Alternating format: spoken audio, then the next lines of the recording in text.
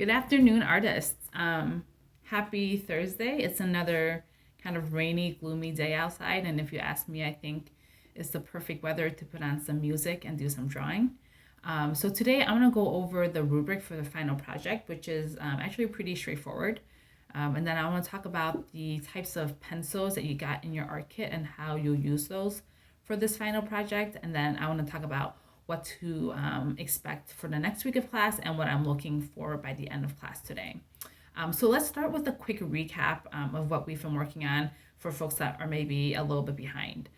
So we have been working on the sheet of 18 by 24-inch drawing paper. So the biggest sheet of paper that came in your drawing kit.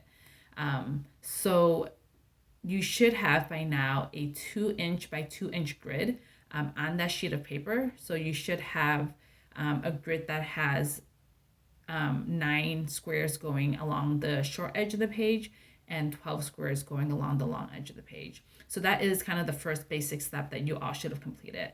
On Monday and hopefully in the days leading up to right now, you all have been working on laying down the outline of your portrait. So as you're watching this, if you haven't already, please submit a photo of the outline of your portrait on the grid. And when I say outline, I literally mean just like the outline of the person. And the reason behind that is because we want to think about the outline almost as like the foundation. So once you get the person set in place with the outline, then you're more likely to be more accurate when you start dropping in the features and any other details. So if you've completed the outline and you're maybe started to put in the features and it doesn't look the way you want it to look, please go back and keep working on it. You're drawing in pencil, you have an eraser. Take your time with this. It's important to me that we kind of embrace the purpose of the grid, and the grid really is kind of this like technical, precise process. So take your time with it, and you have the time. This project isn't due until next Thursday. So if you lay down the outline of your portrait and maybe you start adding in features and it's not looking the way you want it to look, or more importantly, it's not looking like the reference image, then go back in and fix it. You also have another sheet of paper if you're feeling like you just want to start fresh. So please just take your time and be really intentional and precise with this project. The rubric will reflect that, and we'll talk more about the rubric in a second. So for today's class, you should start to add in the features of your portrait and any other details that are in the image. So you're of course going to start dropping in eyes, nose, mouth, eyebrows, sunglasses.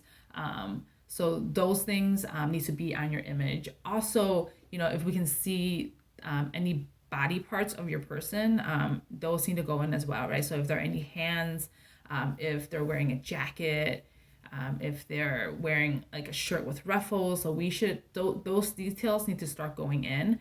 And then of course, if there's any like background details, you can choose to add those or not. But if it's as simple as a brick wall, I will start drawing in the lines of the brick wall. If they're standing in front of like a garden, I'll leave that up to you if you want to replicate the scenery. But I'm not really worried about that. I'm more worried about the portrait portion of it. So you have some liberties there. So by the end of class today, I'm looking for a progress photo. I want to see what details you've added, and that's how I'll take attendance for the day. By Monday, all the details of the portrait needs to be in by the start of class on Monday. So with all that said, please refrain from adding any shading or texture or values. We're going to talk about how to do that on Monday. And that is part of the rubric, so don't go way ahead of me. So just draw as much as you can in kind of like crisp, clean lines that you'll use as a reference to add shading and value. But for today's class, by the end of class, I'm looking for a progress photo of details. So again, that's facial features, that's any background details, that's details on their clothes or any kind of body parts that show up, if it's like their shoulders or their neck or their hands. So I'm looking for a progress photo of you adding those details. And then by the beginning of class on Monday, I'm looking for all the details done, right? So you're done drawing, and then on Monday, you're ready to start adding shading. So let's go ahead and look at the rubric.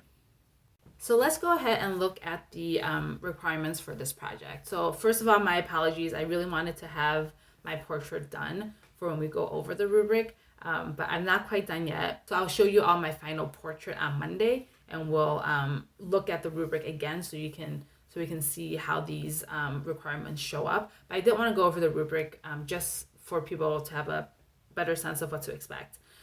So did you complete a portrait using the chuck close grid technique? The portrait is a realistic rendition of the reference image. So this is important, right? I talked a little bit about that earlier, but the point of the grid is to replicate a portrait as realistically as possible. And I truly believe that the grid makes it possible so that you can create a realistic rendition. So I am looking for a realistic rendition of your reference image. So I am looking to see that it is accurate, that it reflects what is in the photo that you use. Did you create texture, lighting, and value in the portrait using the soft and hard pencils provided in your art kit? So we'll talk about that really quickly in the next slide. We're not going to go into crazy details about it because we'll do that on Monday. But in your art kit, you should have gotten a soft and a hard pencil, and you will use both of these pencils to create shading in your portrait. Does the portrait utilize the drawing surface effectively? So this is an easy point to earn. Did you use the large sheet of paper? Does your portrait fill in the space effectively? Have you used the appropriate materials to complete this project? So this is another easy point or easy points to earn. Did you use the right materials? So again, for this project is the 24 by 18 sheet of paper, and it's the soft and hard pencils. And then finally, is the final project completed with care, intention, and precision? So that means that the photo you're submitting, which is the only way I can see your work, right? In this circumstance. So I have to be able to see your full portrait. I have to be able to see it, right? So if you take an out of focus photo, or it's blurry, or I can't see the whole thing, or the lighting is dark, if I can't see your portrait, I can't grade it. So please submit a photo that does your work justice. Is the paper clean, flat, and free of creases or folds? This just kind of goes back to care and intention. Yeah, I think that's pretty straightforward. And then is the portrait itself clean and precise, and are all lines done with intention?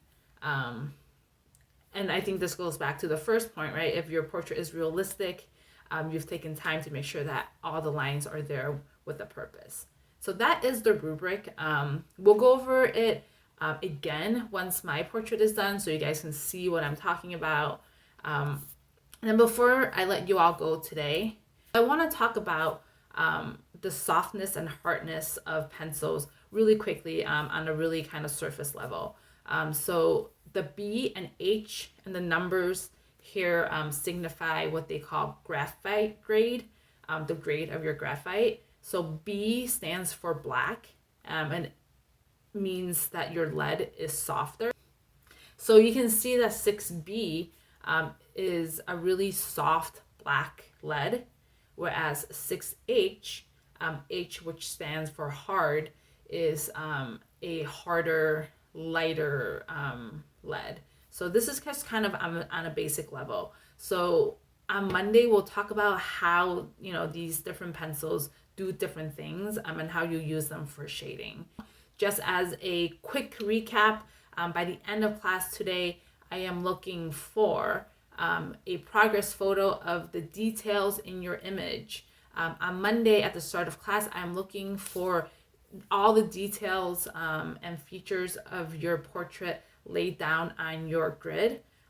Please don't do any shading yet. We'll talk about that on Monday. And then you'll have all of next week to work on shading and making sure that your portrait is beautiful and ready to go.